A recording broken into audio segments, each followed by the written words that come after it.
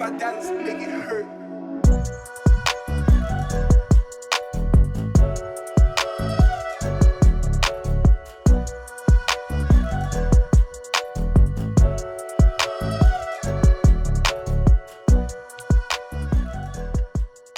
Welcome, ladies and gentlemen. Welcome to the Bitcoin What podcast with your host, Mars Netter. Today we're going to discuss what exactly is Bitcoin. Yes, Bitcoin, yes. We've been hearing about Bitcoin for a long time now. A lot of people, in a weird way, are just now learning about Bitcoin, you know? And I say in a weird way because there's a lot of guys who have been in this game for a decade now. And those guys are, I look at them as legitimate pioneers in this game, you know what I mean? And the purpose of this podcast is to get the average person up to date with current events, news, legislation, technology, everything surrounding Bitcoin and crypto. I am not a Bitcoin connoisseur or any type of Bitcoin guru. So keep in mind that the information that I'm giving you is information that I am not just regurgitating, but information that I'm processing, information that I'm researching. I'll be doing a lot of live researching here on the show as well. Up to date interviews with people who are on the ground, trying to build companies, trying to push legislation, start podcasts and media, and different avenues within the crypto world. And so this podcast is hopefully going to be we're not even going to say hopefully, but this podcast will be a great introduction to crypto for the average everyday person. And so let's get started here.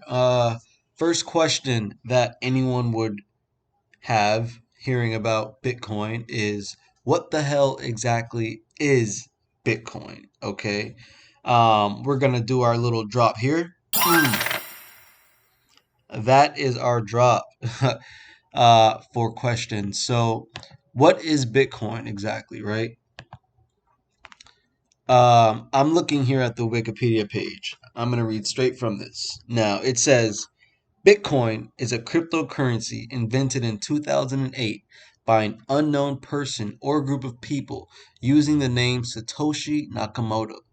The currency began use in 2009 when its implementation was released as an open source software.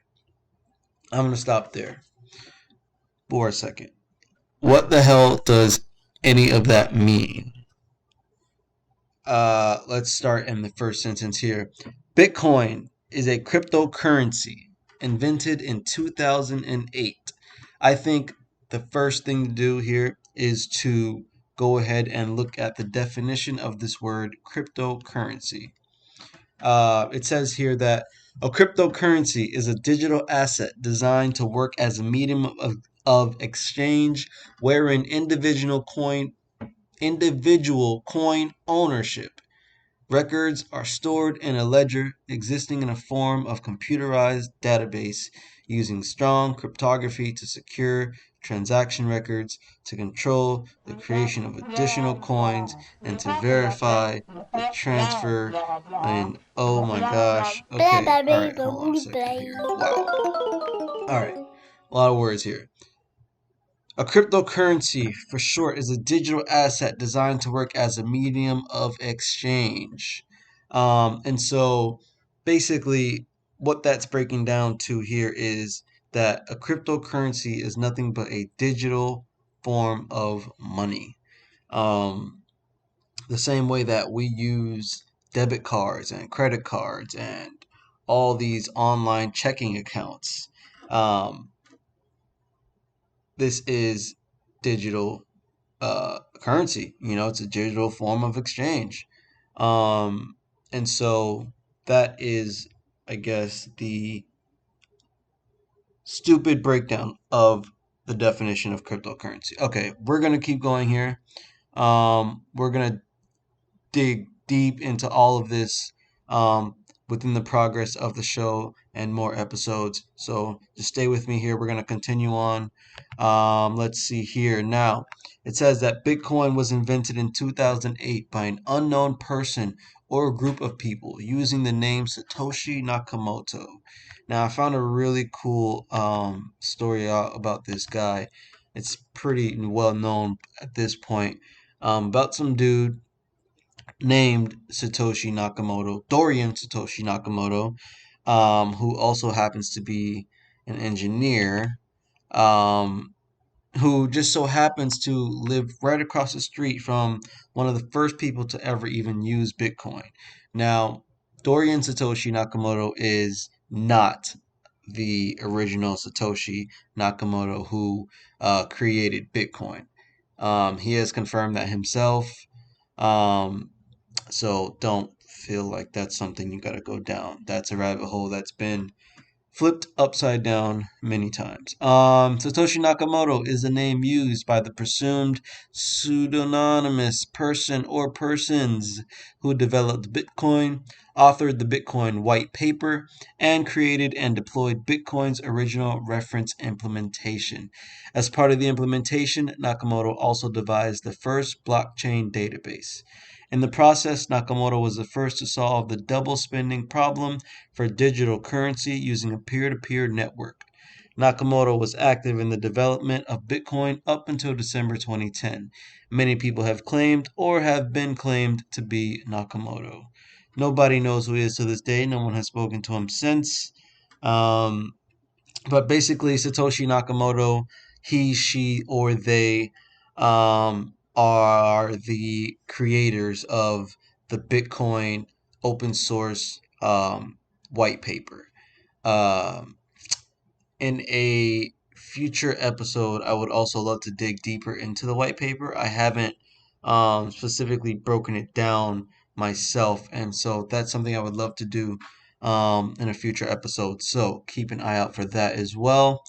Okay, so that's who Satoshi Nakamoto is. That's also the guy on the well, that's Dorian, the guy on the cover there. But okay, we're gonna continue here. The currency began use in 2009 when its implementation was released as an open source software.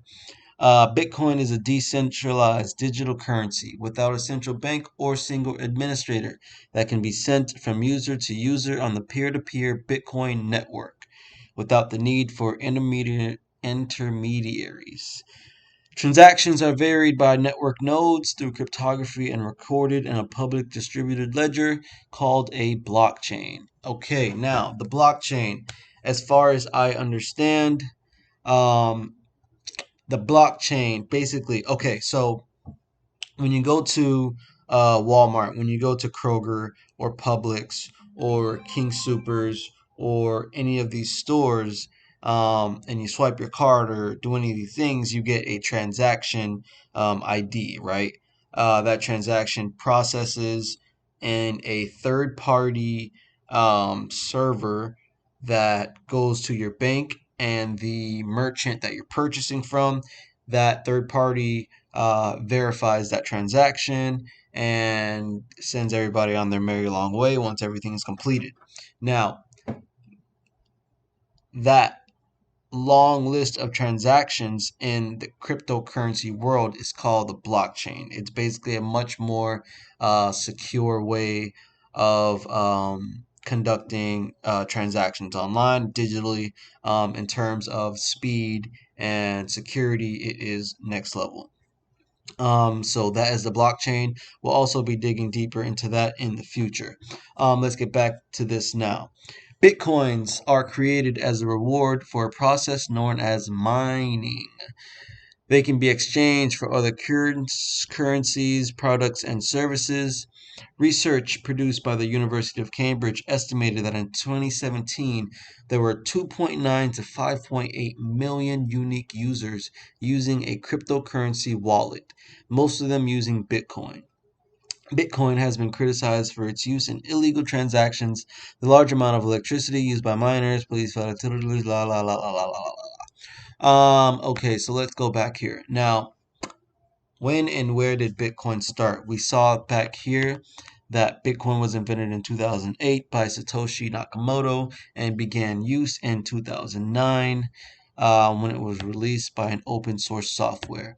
Now, the history of Bitcoin has been a little shaky due to the involvement of its use within the Silk Road and different underground internet, dark web, things like that. And so they have kind of put a weird name on Bitcoin. But within the last couple of years, that definitely has shifted. And especially now with um, banks and corporate companies starting to get into Bitcoin and buy Bitcoin, you're really starting to see the narrative behind Bitcoin change. And so that's something that I'm also going to be keeping an eye on as well. And we'll be discussing here as well. And a lot of people would so then ask, is Bitcoin money? Um, because when you're talking to them about a digital asset, they want to know, how am I going to be able to spend this? Am I going to be able to pay my bills or get a car or pay off my student loans or do something like that? Um, and so I would combat that with asking the question, what exactly is money? And when we go to the definition of money here via Wikipedia, it says money is an item or verifiable record that is generally accepted as a payment for goods and services and repayment of debts, such as taxes in a particular country or socioeconomic context. Let's go back real quick and read that again. This part here: money is an item or verifiable record that is generally accepted as payment for goods and services. And what did it say about cryptocurrency? A cryptocurrency is a digital asset designed to work as a medium of exchange wherein individual coin ownership records are stored in a ledger existing in a form of computerized database. Once again, cryptocurrency is a digital asset designed to work as a medium of exchange. What is money?